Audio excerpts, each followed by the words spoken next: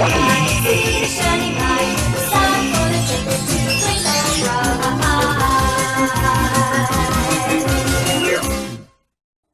Hi color kids, it's Katie Carty-Hiley from RainbowBrite.net. Welcome back to the Rainbow Land Museum, and I'm going to do a book review for you guys today because we just recently got the Help Me Save the Rainbow book, but we had been teased with a book cover of another book on Facebook and figured it was coming soon, but we didn't know when. They never actually said. So I was kind of surprised when, like, 2 days after I got the first one, I got a call from Hallmark that the second one was there as well.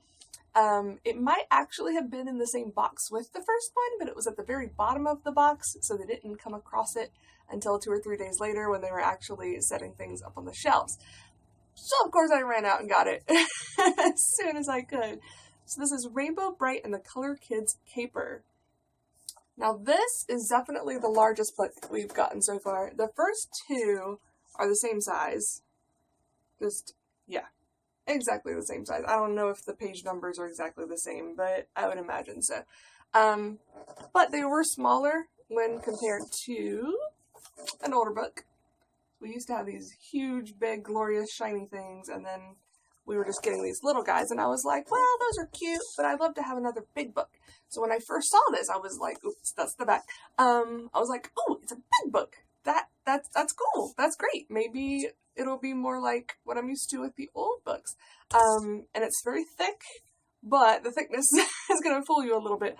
Only that little bit is pages. Oh, yeah, it makes a sound when you open it. Most of what's back here is the technology that makes this work. So this is an interactive book.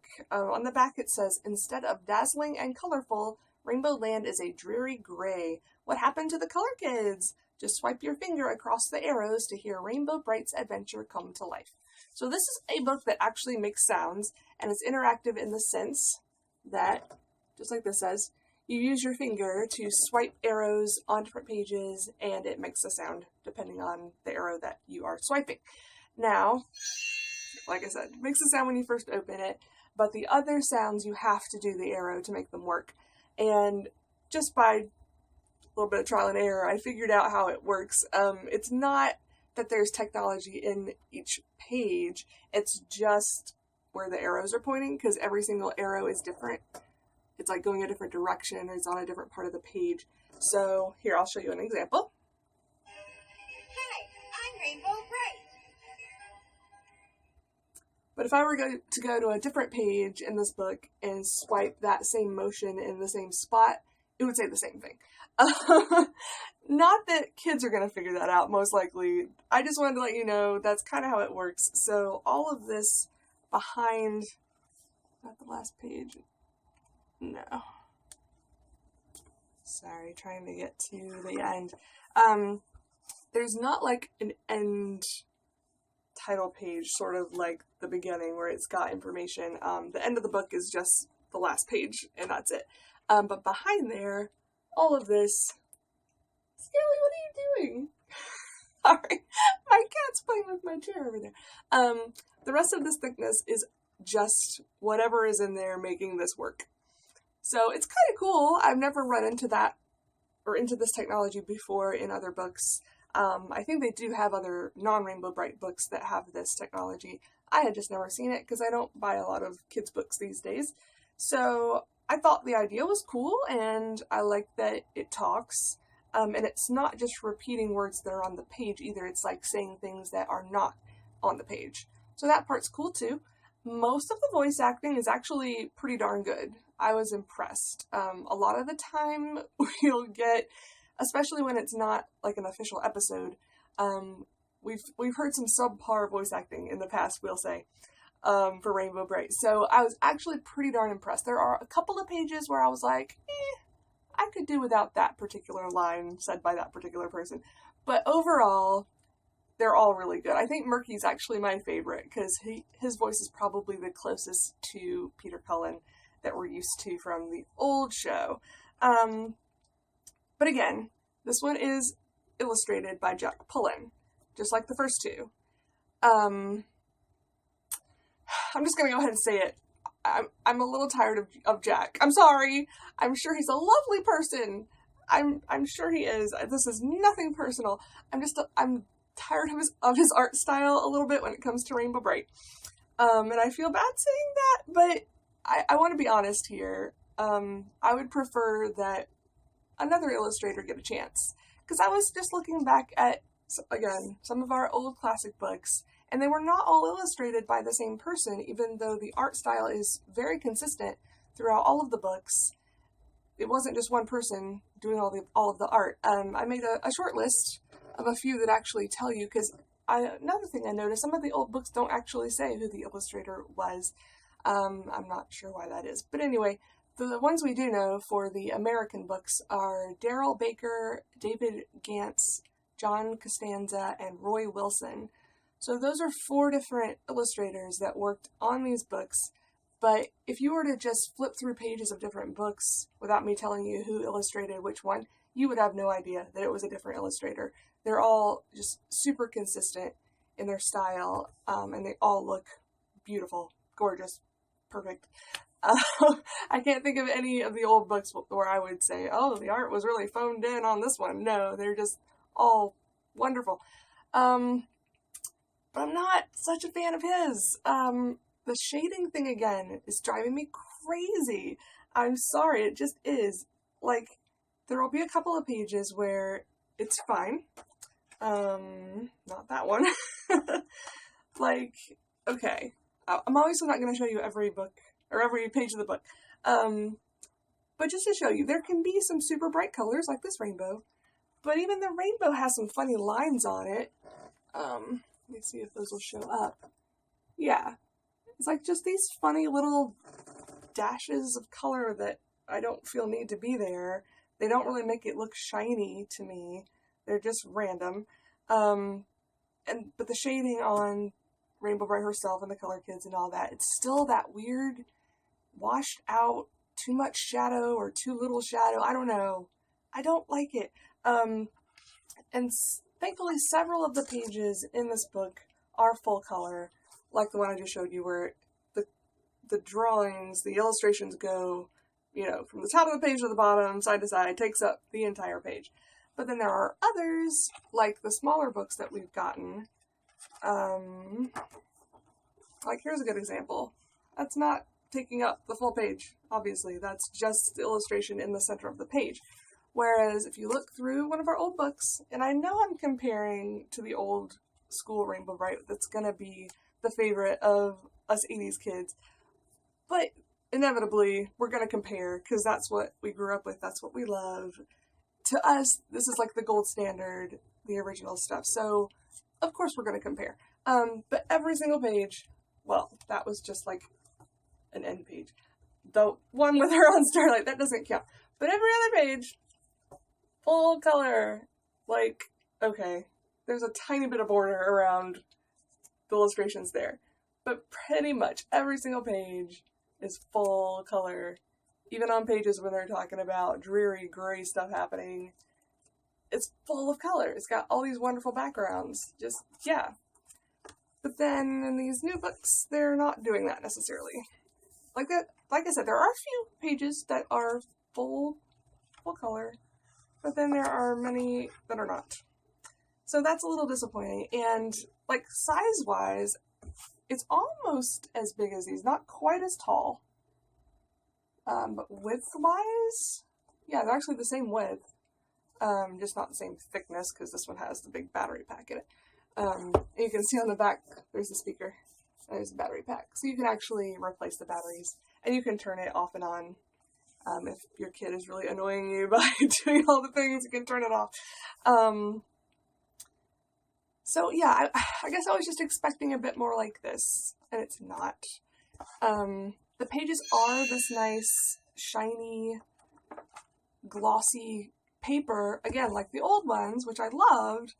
So again, I had higher expectations for this book, and I feel like it didn't pull through.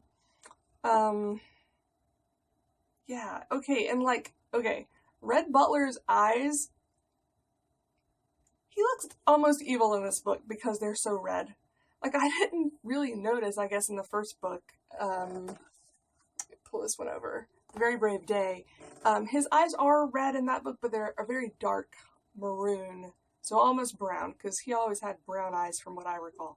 But in these new books, his eyes are red. But this one is like bright red. Like, I don't like my Red Butler looking evil. But they're just, yeah, they're too red. And then Buddy Blue's entire mouth is blue. It looks like he ate a blue popsicle. But he looks like that in practically every image of him. And like the lines are too thick, if that makes any sense. The color kids themselves, like just the lines around their bodies, their costumes and everything, the lines are very thick, whereas in the old artwork, you got, more detail, because the lines were just thinner around the outside, and you got all this lovely shading. I mean, look at the hair here on Indigo, and even Rainbow Brite herself has different shades of yellow in her hair, and Buddy Blue and Shy Violet. We're not getting any of that shading in this, well, I won't say any, but it's all like shadow shading. I don't call that shading. That's just like, oh, there's some extra light shining on his head. I'm disappointed, so I'm sorry if I'm coming off a little bit like right now. But this is not the book I was expecting at all. And okay, the writing is fine as far as the way it's written. Like the original, The Very Brave Day, the first one we got last year, there was some issue with the way it was written because there was all of these made up words that some of us didn't particularly like, myself included. But that's another thing. All three of these books were written by different people. We had Melvina Young, Matt Gowan, and this one was written by Keeley Chase. So we've got three different authors, but only one illustrator? Why can't they mix up the illustrators?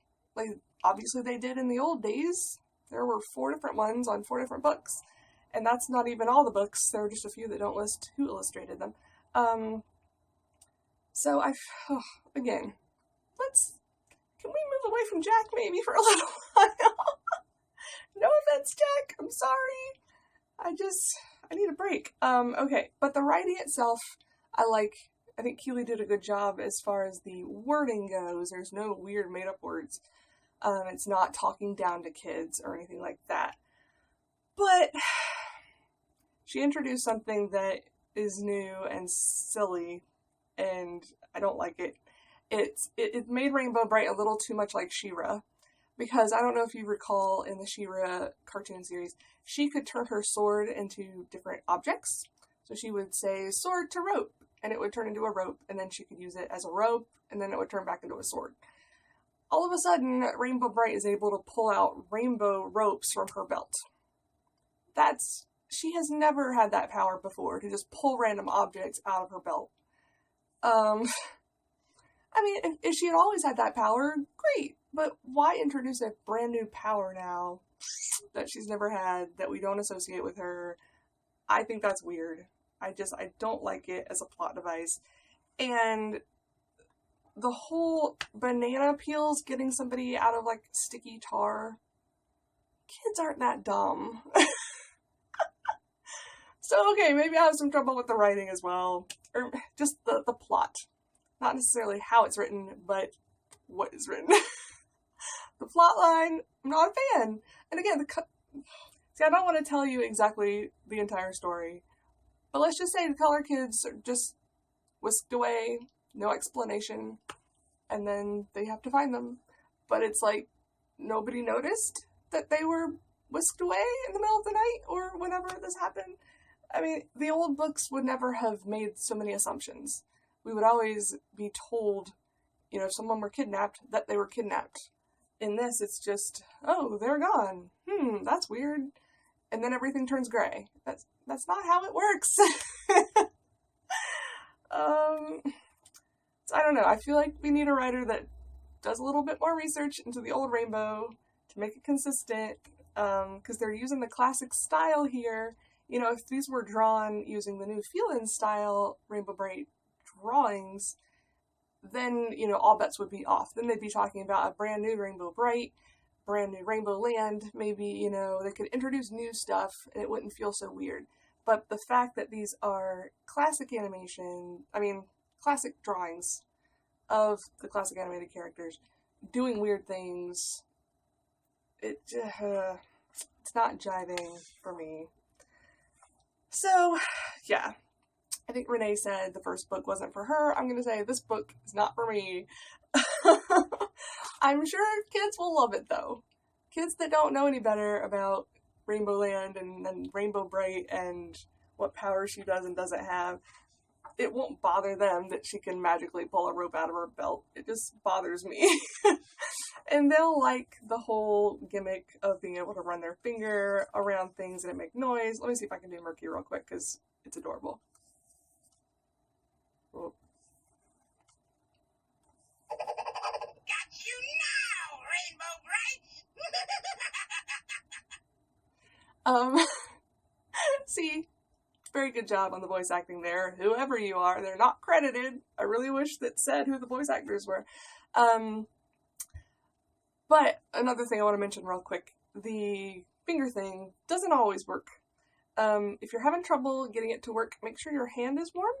Because the first time I tried, my hands were very cold because I'd been outside and I could not get it to work for anything. Like, none of the pages worked. I was just like, is this book broken? Give me another one. Let me try it.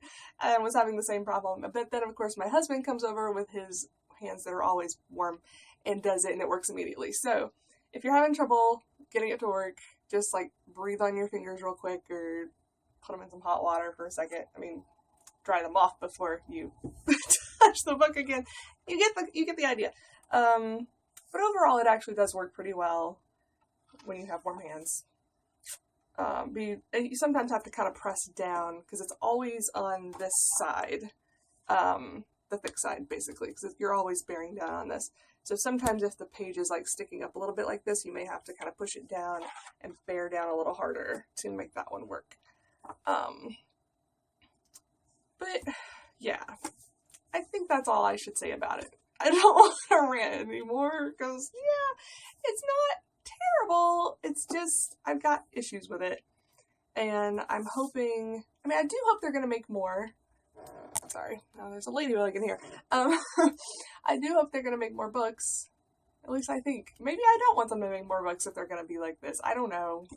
I always say I want more Rainbow Brite things, but when the things disappoint me, maybe I don't want those particular things. I would love an art book that has, classic art in it.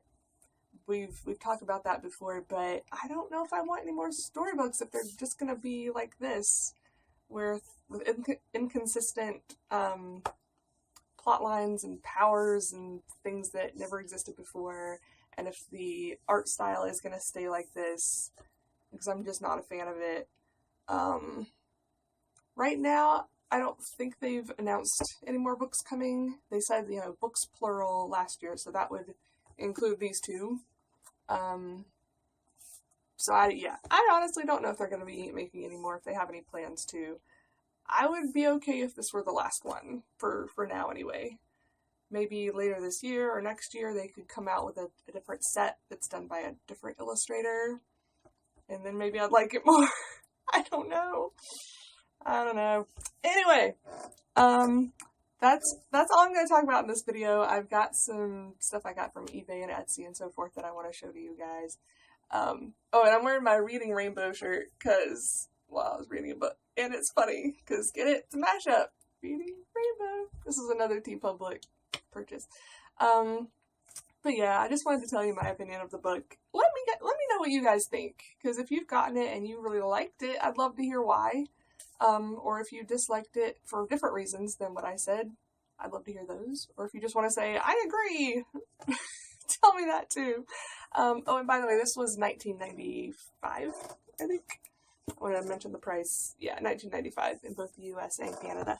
So it's the more expensive of the three. The others were $12.95 and $14.95. But that's because it has that voice music thing in it. Oh, and at the very end, it plays a little ditty after they say yay or whatever, and it's not a Rainbow Brite ditty. It's like, lost opportunity. Why couldn't that have been a little, throwback to the theme song or the episode music? Just a thought. I don't know. Anyway, I'm gonna stop hating on the book now. I do have good things to tell you guys about as well with the stuff I got elsewhere. But that's all we've got from Hallmark right now. I do hope they're going to be coming out with more later this year. I'm really, really hoping for some more itty bitties because I love those guys. I mean, what's not to love? They're fantastic. And some more dolls, like the larger dolls would be cool, or even like the 12-inch dolls that are like the old ones from the 80s. That would be cool. But I'm not in a big hurry for any more books at the moment. Maybe the next one will be fantastic and prove me wrong. Fingers crossed. But until then, see you guys later. Bye.